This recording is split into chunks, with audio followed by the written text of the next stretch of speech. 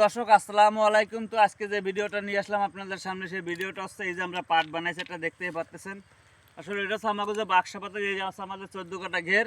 তো এই ঘেরের জন্য এই পাটটা বানানো হয়েছে। তো দেখতে পাচ্ছেন আসলে এই 2 কাটা ঘেরের পরে মানুষের অনেক নজর, যে কারণে আসলে আমরা এই যে একটা পাট বানাইছি দেখতে পাচ্ছেন। এটা হচ্ছে প্লাস্টিকের পাটা দিয়ে, প্লাস্টিকের যে শলাগুলো আছে সেই শলাগুলো আইনে সুন্দরভাবে আমরা এটা বুনাইয়ে সুন্দরভাবে এই পাটটা বানাইছি।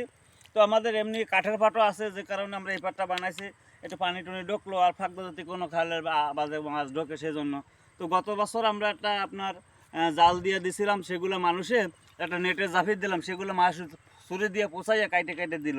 তো যে কারণে এবছর মানুষে কাটতে না পারে সেই ব্যবস্থা করছি প্লাস্টিকের পাটা দিয়ে। তো সুন্দরভাবে এই পাটটা বানাইছি। তো ভিডিওটা ভালো লাগলে অবশ্যই আপনারা শেয়ার করবেন। আর এই যে দেখতে পাচ্ছেন আমাদের এই যে ঘের, এখন এই পাটটা দেবো। তো এখন আসলে এই ধান পানির সময় তো লবণ পানি আসে, এই জন্য পানি তেমন একটা ওঠে না, যে কারণে আমরা এই পাটটা দিয়ে রাখবো ইনশাল্লাহ। এই যে দেখতে পাচ্ছেন সুন্দরভাবে আমরা পাটটা দিয়ে দিলাম। সুন্দরভাবে দেখাও, পাটটা সুন্দরভাবে আমরা দিয়ে দিলাম। এই যে এখন আমরা এখানে আমাদের জায়গা তালা চাবিরও কায়দা করেছি, এই যে এটা এখন বাঁধে দেবো সুন্দরভাবে।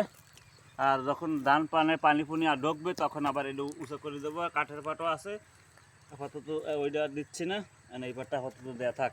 তো ভিডিওটা ভালো লাগলে শেয়ার করবেন। ভালো থাকবেন, ধন্যবাদ। দেখা হবে অন্য কোনো ভিডিওতে।